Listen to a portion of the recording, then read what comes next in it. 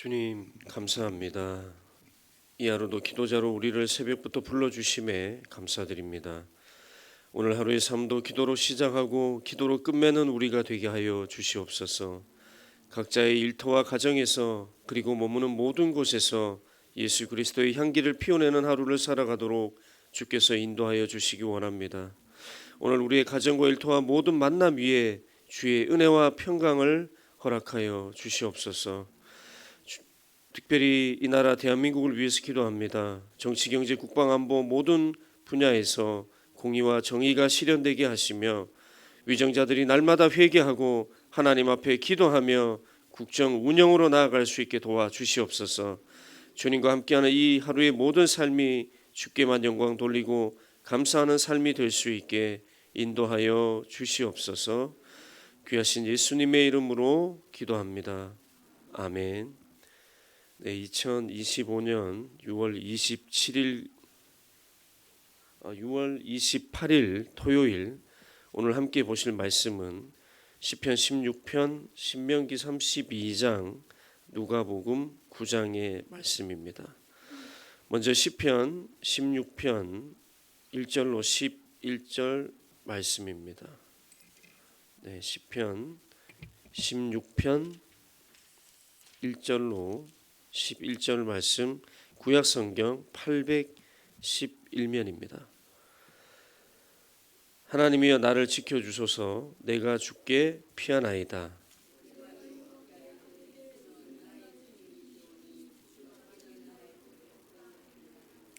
땅에 있는 성도들은 존귀한 자들이니 나의 모든 즐거움이 그들에게 있도다.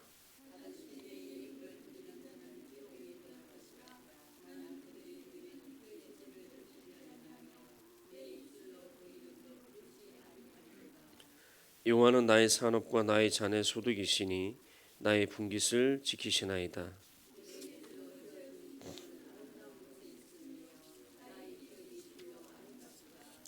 나를 훈계하신 여호와를 송축할지라. 밤마다 내 양심이 나를 교훈하도다.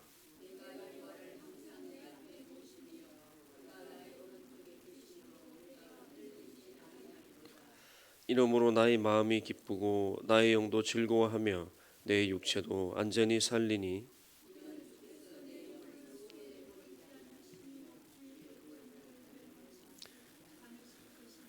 함께 읽겠습니다. 주께서 생명의 길을 내게 보이시리니 주의 앞에는 충만한 기쁨이 있고 주의 오른쪽에는 영원한 즐거움이 있나이다.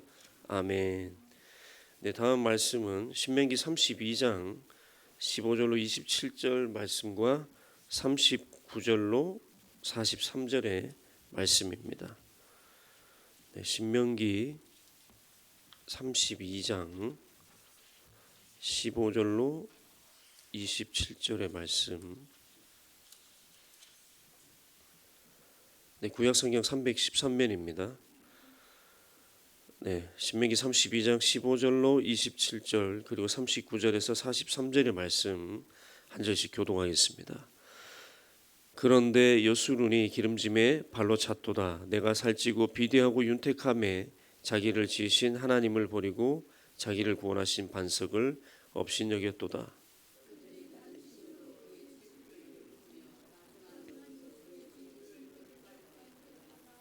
그들은 하나님께 제사하지 아니하고 귀신들에게 하였으니 곧 그들이 알지 못하던 신들, 근래에 들어온 새로운 신들, 너희의 조상들이 두려워하지 아니하던 것들이로다.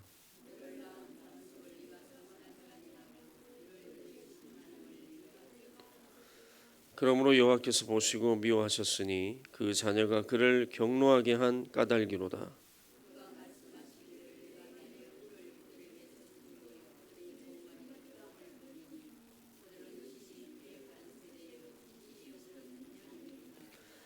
그들이 하나님이 아닌 것으로 내 질투를 일으키며 허무한 것으로 내 진노를 일으켰으니 나도 백성이 아닌 자로 그들에게 시기가 나게 하며 어리석은 민족으로 그들의 분노를 일으키리로다.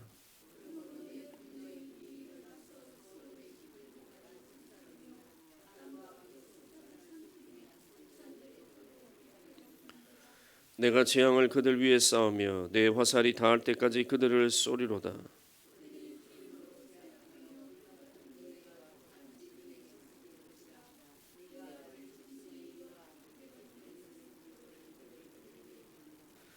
밖으로는 칼에 방 안에서는 놀람에 멸망하리니 젊은 남자도 처녀도 백발 노인과 함께 젖 먹는 아이까지 그러하리로다.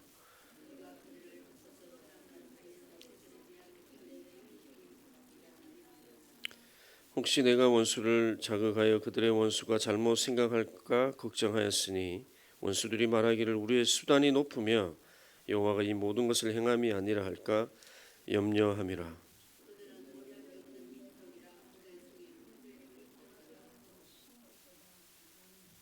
네, 39절로 하셔야 됩니다.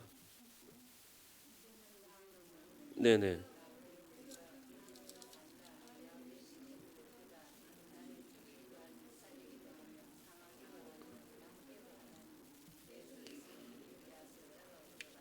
이는 내가 하늘을 향하여 내 손을 들고 말하기를 내가 영원히 살리라 하였노라.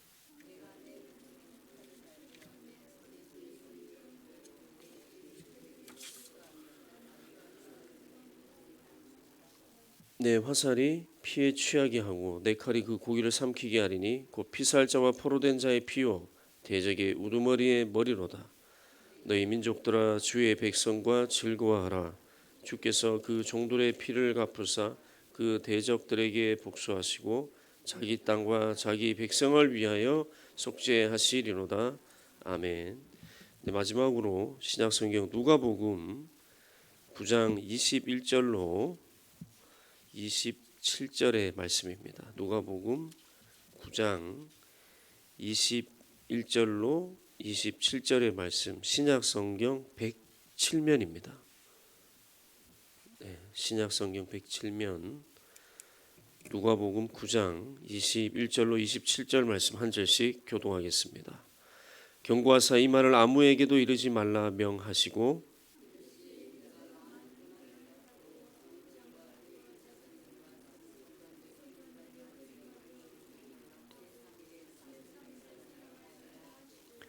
또 무리에게 이르시되 아무든지 나를 따라오려거든 자기를 부인하고 날마다 제 십자가를 지고 나를 따를 것이니라.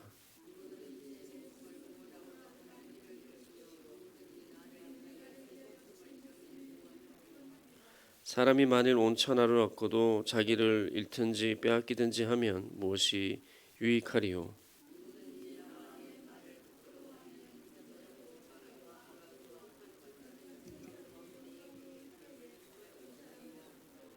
함께 읽겠습니다.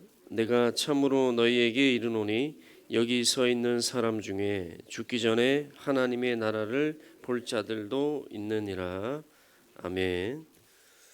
네, 마지막에 함께 읽으신 본문은 누가복음 9장의 말씀입니다. 특별히 21절로 27절의 말씀은 이 예수님의 순환 예고와 제자들의 오해에 관한 이야기를 다루고 있습니다. 앞선 20절을 잠깐 보시면 이 베드로가 고백하는 내용이 나옵니다.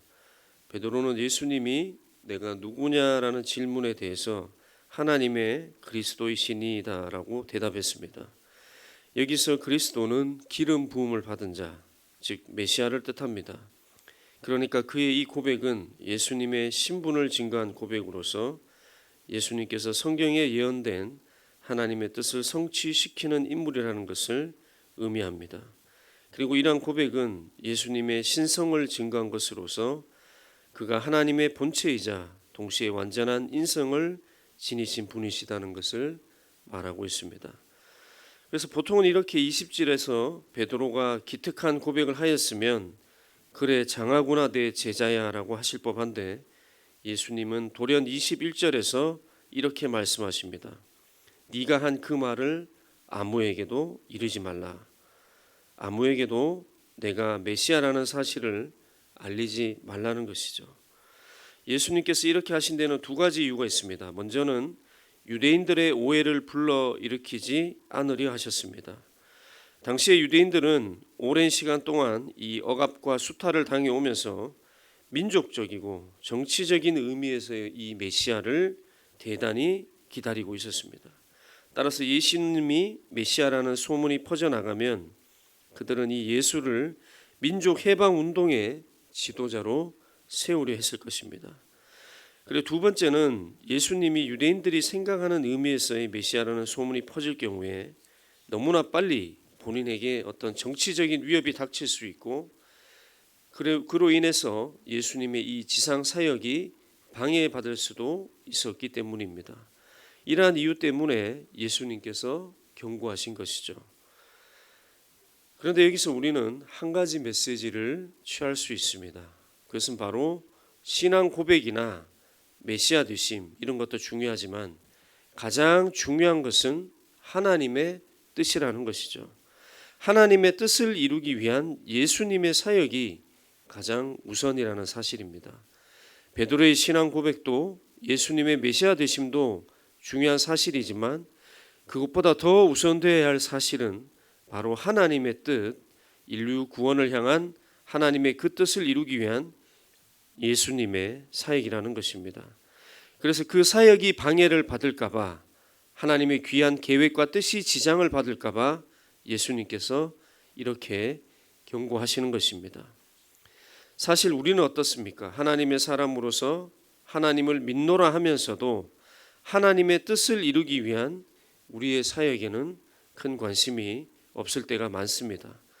오히려 오늘 본문에서처럼 이 베드로의 멋진 신앙 고백이나 예수님의 메시아 되심이라는 사실에 주로 관심을 가질 때가 많습니다. 하지만 믿는 자로서 가장 중요한 것은 하나님의 뜻을 아는 것이고 그 뜻을 이루기 위한 사역을 위해 매진하는 것입니다. 바라기는 오늘 하루 삶 가운데 하나님께서 우리로 하여금 하시기를 원하시는 그것, 그 뜻을 이루어 드리기 위해서 나아가시는 저와 여러분 모두가 되시기를 소망합니다. 이어지는 22절의 말씀입니다. 이르시되 인자가 많은 고난을 받고 장로들과 대제사장들과 서기관들에게 버림받아 죽임을 당하고 제3일에 살아나야 하리라 하시고 아멘. 오늘 22절은 누가복음에 등장하는 이 네 차례의 순환 예고 가운데 첫 번째일 것입니다.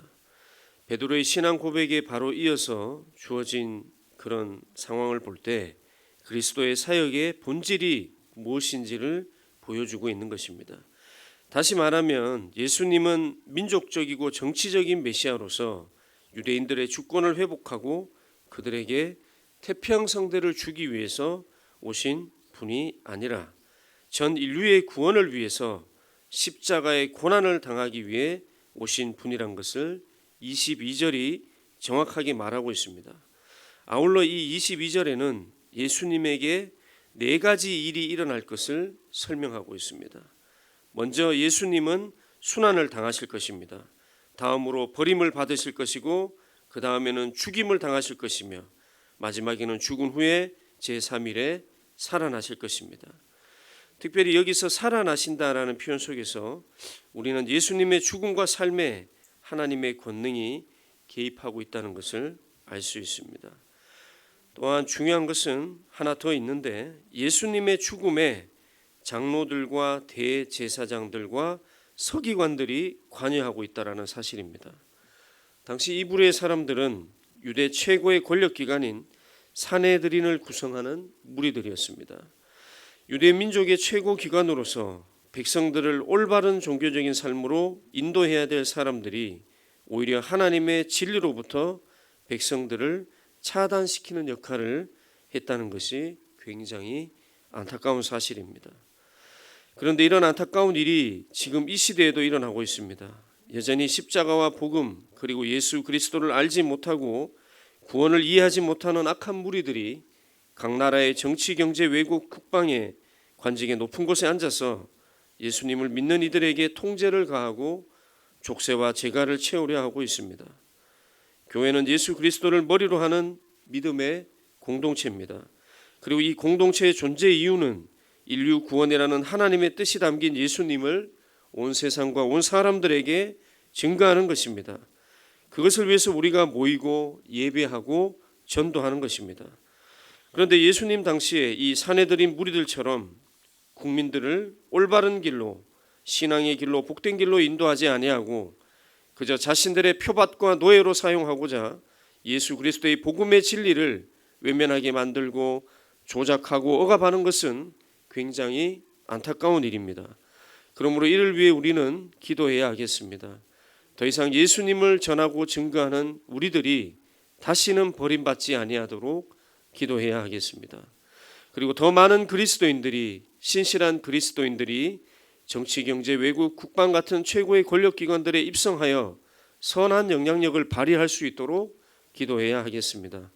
이렇게 기도할 때 하나님께서 우리의 기도를 들으시고 대한민국의 모든 권력기관들이 산회들인과 같은 무리가 아니라 예수님을 닮기 위해 노력하는 제자들의 무리가 될 수 있게 변화시켜 주실 줄로 믿습니다. 그리고 이어지는 23절과 24절에서는 이를 위한 실천을 우리 모두에게 요구하고 계십니다. 또 무리에게 이르시되 아무든지 나를 따라오려거든 자기를 부인하고 날마다 제 십자가를 지고 나를 따를 것이니라. 누구든지 제 목숨을 구원하고자 하면 잃을 것이요 누구든지 나를 위하여 제 목숨을 잃으면 구원하리라. 아멘. 앞선 구절들에서 우리 예수님의 걸으신 그 길이 분명했듯이 이제 예수님을 따르는 자들도 예수님의 삶의 방식을 따라라. 너희도 이제는 죽음까지도 각오하라 하는 말씀입니다. 예수님을 따르는 것은 누구에게나 개방되어 있습니다. 하지만 예수님을 따름에 있어 필요한 조건을 충족하는 것은 굉장히 어렵습니다. 오늘 말씀에 나오는 대로 제일 먼저 자기 부인, 자기 부정이 필요합니다. 자기를 부정한다는 것은 하나님만 믿고 오직 하나님만 신뢰한다는 것입니다. 그러니까 자신의 주권을 다 내려놓고 그 주권이 하나님께 있다고 믿고 하나님만 바라보고 나간다는 것이죠. 다음으로는 그 무거운 자기 십자가를 져야 합니다. 로마 제국 시대 형벌 중에서 가장 잔혹했던 형벌 십자가, 그 십자가는 고난과 죽음의 상징입니다. 그런데 이런 십자가를 스스로 기꺼운 마음으로 져야 한다는 것입니다. 마지막으로 이러한 자기 부인과 십자가를 지는 삶을 계속해서 살아가야 합니다. 일시적 결심으로 잠깐 하고 십자가를 던져버리는 것이 아니라 예수 그리스도의 장성한 분량으로 자라날 때까지 계속해서 자기 십자가를 들고 끌고 가야 한다는 것이죠. 여기에 더해서 진리를 위해서라면 이 땅에서 가장 중요하고 소중하다 생각하는 모든 것들을 기꺼이 주님 앞에 내어놓아야 합니다. 십자가의 역설이라는 표현이 있습니다. 죽음이 생명을 낳고 약함이 능력이 되며 수치가 영광이 되는 복음의 신비를 우리는 십자가의 역설이다 이렇게 부르고 있습니다. 십자가는 위에서 설명한 대로 로마 제국 시대 가장 수치스럽고 가장 끔찍한 형벌이었습니다. 하지만 하나님은 바로 그 가장 낮고 비참한 자리를 통해서 가장 큰 구원과 승리의 역사를 이루어내셨습니다. 이것이 바로 십자가의 역설입니다. 진리를 위해서, 복음을 위해서, 예수님을 위해서 세상에서 자기가 가장 소중하게 여기는 것들을 포기할 때 그것들을 잃어버리는 것이 아니라 다른 것을 얻게 되는 것, 채워지는 것, 이것이 바로 십자가의 역설입니다. 이런 십자가의 역설을 오늘 24절이 우리에게 말씀하고 있습니다. 그렇습니다. 십자가의 역설은 하나님의 일하시는 방식입니다. 세상은 우리에게 높아져라 높아져라 소리치지만 하나님은 우리에게 말씀하십니다. 낮아져라 낮아져라 낮아져야 살아갈 수 있다 말씀하십니다. 세상은 이겨라 이겨라 이겨야지 영광이다 소리치지만 하나님은 패배한 것처럼만 보이는 그 십자가를 통해서 진정한 승리를 이루셨습니다. 바라기는 이러한 하나님의 뜻, 하나님의 방식, 십자가의 도를 기억하셔서 날마다의 삶 가운데 십자가의 믿음으로 진정한 승리를 일구며 살아가시는 저와 여러분 모두가 되시기를 간절히 소망합니다. 기도하겠습니다. 하나님 감사합니다. 오늘 말씀을 통해서 예수님의 순환 예고에 숨겨진 하나님의 뜻, 그 뜻이 담긴 십자가의 역설에 대해 알게 하심에 감사드립니다. 세상은 여전히 십자가를 외면하고 예수 그리스도의 복음을 외면하고 거기에 대해 억압하고 무시하지만 거기에 굴복하지 아니하고 십자가의 역설을 기억하며 하나님의 방식으로 그 믿음으로 날마다 승리하며 나아가는 우리 모두가 될 수 있게 도와주시옵소서. 주님, 이 시간에 영육간의 아픈 지체들을 위해서 간구합니다. 이들의 영혼과 육체에 주님의 평안을 허락하여 주시옵소서. 회복의 손길을 간절히 기다리는 지체들에게 찾아가 주셔서 직접 안수해 주시고 깨끗이 나음을 입게 하여 주옵소서.